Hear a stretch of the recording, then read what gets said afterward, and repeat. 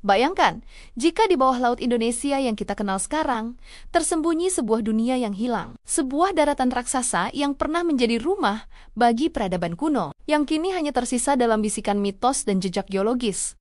Ini bukan fiksi, ini adalah Sundalan. Ribuan tahun yang lalu, selama zaman es terakhir, permukaan laut global jauh lebih rendah dari sekarang. Begitu rendahnya, hingga pulau-pulau seperti Sumatera, Jawa, Kalimantan, dan Semenanjung Malaya tidak terpisah oleh lautan. Mereka semua bersatu, membentuk sebuah benua raksasa yang disebut para ilmuwan sebagai Sundalan. Sebuah daratan subur seluas 2 kali India, dialiri oleh sungai-sungai besar yang kini menjadi Selat Karimata dan Laut Jawa.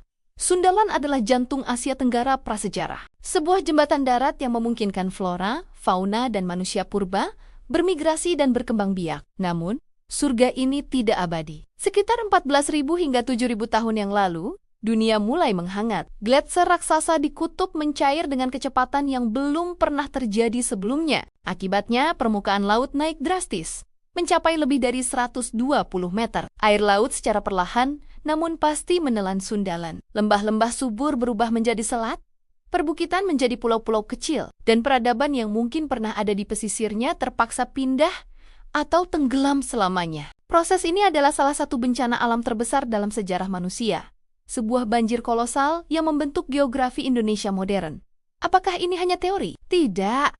Para ilmuwan telah menemukan bukti yang kuat. Dengan teknologi sonar canggih, pemetaan dasar laut di sekitar Indonesia telah mengungkap hal yang menakjubkan. Terlihat jelas alur sungai-sungai purba yang berkelok-kelok di dasar Laut Jawa dan Laut Cina Selatan. Ditemukan pula garis-garis pantai kuno yang kini terendam puluhan meter di bawah permukaan. Bahkan, para nelayan dan peneliti terkadang menemukan artefak buatan manusia, seperti alat-alat batu dan gerabah yang terjaring dari dasar laut. Ini adalah bukti bisu dari kehidupan yang pernah ramai di daratan yang kini telah hilang. Kisah tentang daratan maju yang tenggelam oleh bencana alam ini terdengar sangat akrab, bukan? Plato, filsuf Yunani kuno, pernah menulis tentang sebuah peradaban maritim yang kuat bernama Atlantis, yang lenyap di telan lautan dalam satu malam. Selama berabad-abad, orang mencari Atlantis di Atlantik, tapi bagaimana jika Plato salah menafsirkan lokasi? Bagaimana jika kisah itu sebenarnya berasal dari para pelaut kuno yang membawa cerita tentang bencana besar yang menenggelamkan Sundalan di timur? Beberapa peneliti berhipotesis bahwa memori kolektif tentang tenggelamnya Sundalan inilah